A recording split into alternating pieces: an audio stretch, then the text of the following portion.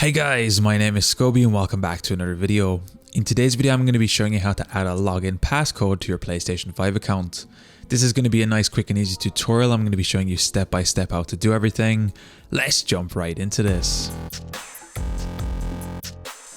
So the first thing you need to do is have your PlayStation turned on, have a controller connected and be logged into the account that you want to make changes to. Once you're logged in and you're on your dashboard, what we're going to be doing is clicking up to go to the menu in the very top, and we're going to be clicking to the right 3 times until we're on the settings option here on the top right. Once we have this selected, we're going to be clicking the X button to open up our settings, and once we're here we're going to be clicking down once until we see the users and account option. We're going to be clicking X to select this open, and here we'll get some more information and settings about our account. What we're going to be doing is staying over here on the left panel, and we're going to be coming down until we see login settings. And here we're going to get some more login settings for our PlayStation 5. If we come in here a little bit further, we should have 2 options. One is log into the PS5 automatically, and the second is set up a PS5 login passcode. For today's video, we're going to be setting the PS5 login passcode. If we click X on this, here we can get this input field where we can set any 4-digit combination code to use as a passcode for our PlayStation 5. So you can use the left, up, right, down, R1, R2, L1, L2, triangle and square buttons to add a 4-digit passcode. So from this point you can simply enter whatever code you want. You'll then have to enter your code again just to confirm, and just like that you'll be brought automatically back out to the main menu, and here you'll see on this menu you'll get one extra option here to delete your PS5 login passcode, which means it has been successfully added, and now every time you try to log into your PlayStation 5 account you'll be asked for this 4-digit combination on this PlayStation